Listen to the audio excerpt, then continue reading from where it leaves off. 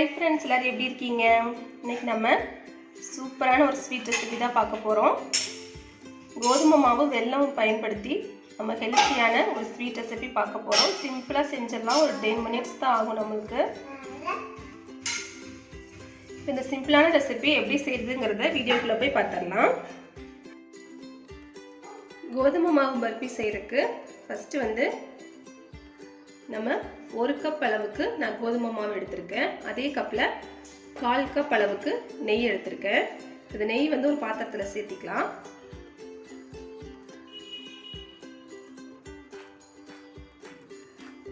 நெய் சூடாக இருந்தோம் நம்ம எடுத்து வச்சிருக்க கோதுமை மாவு சேர்த்துக்கலாம்.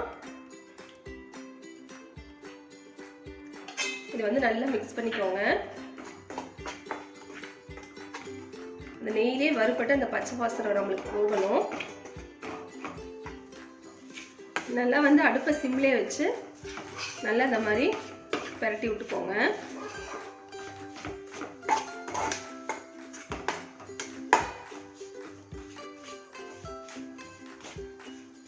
நீங்க எந்த கப்பால அளவுகள் எடுக்கிறீங்களோ அதே கப்பாலே எல்லா அளவுகளையும் அளந்துக்கோங்க.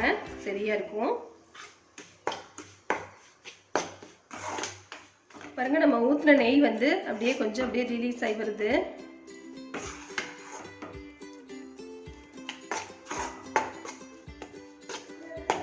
நல்லா கண்டினியூஸா ஒரு 2-3 minutes நல்லா பரட்டி விட்டுக்கோங்க.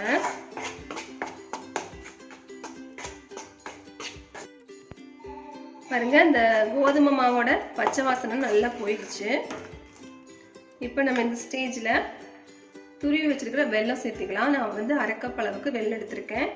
எந்த கப்பில் கோதுமை மாவு எடுத்தனோ அதே கப்பில் வெல்லம் எடுத்திருக்கேன். அதை சேர்த்திட்டு நல்லா மிக்ஸ் பண்ணிக்கலாம்.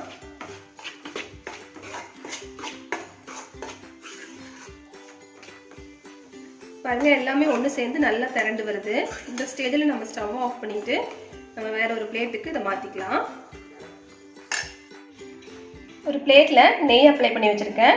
நம்ம இப்போ ரெடி பண்ணி வச்சிருக்கிறத இதில் சேர்த்திக்கலாம்.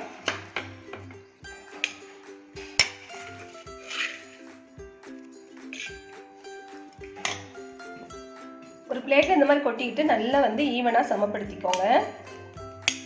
ஒரு ஸ்பூன்ல இந்த மாதிரி நெய் பின்னாடி சேர்த்துட்டு இந்த மாதிரி ப்ரெஸ் பண்ணிங்கன்னா நல்லா ஈவனா சமமாயிடும்.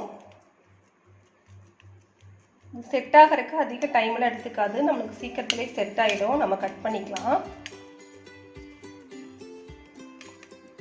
ரொம்பவே சிம்பிளான ஒரு ஹெல்த்தியான ஒரு ஸ்வீட் ரெசிபி.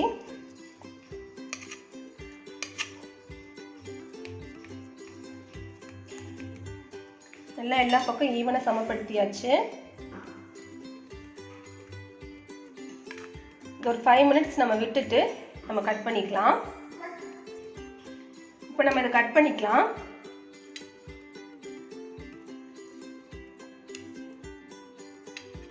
உங்கள்கிட்ட கத்தி இருந்துச்சுன்னா அதை வச்சு கட் பண்ணிக்கோங்க. உங்களுக்கு எந்த ஷேப்பில் வேணுமோ அந்த ஷேப்பில் கட் பண்ணிக்கோங்க. பாருங்க, நம்ம டேஸ்டியான கோதுமை மாவு பர்ஃபி சூப்பராக தயாராகிடுச்சு. இந்த டேஸ்ட்டும் சூப்பராக இருக்கும். நீங்கள் கண்டிப்பாக ட்ரை பண்ணி பாருங்கள். ரொம்பவே சிம்பிளான ரெசிபி. பாருங்க, எல்லாமே இந்த மாதிரி கட் பண்ணி எடுத்துக்கிட்டேன். உங்களுக்கு எந்த ஷேப்பில் வேணுமோ அதுக்கு தகுந்த மாதிரி கட் பண்ணிக்கோங்க. நீங்களும் கண்டிப்பாக ட்ரை பண்ணி பாருங்கள். டேஸ்ட்டு சூப்பராக இருக்கும். ட்ரை பண்ணி பார்த்துட்டு எப்படி வந்ததுங்கிறத ஃபீட்பேக்கை கமெண்ட் பாக்ஸில் சொல்ல மறந்துடாதீங்க. இந்த வீடியோ பிடிச்சிருந்தா லைக் பண்ணி ஷேர் பண்ணி கமெண்ட் பண்ணிக்கோங்க. மறக்காம நம்ம சேனலை சப்ஸ்கிரைப் பண்ணிக்கோங்க. தேங்க்யூ.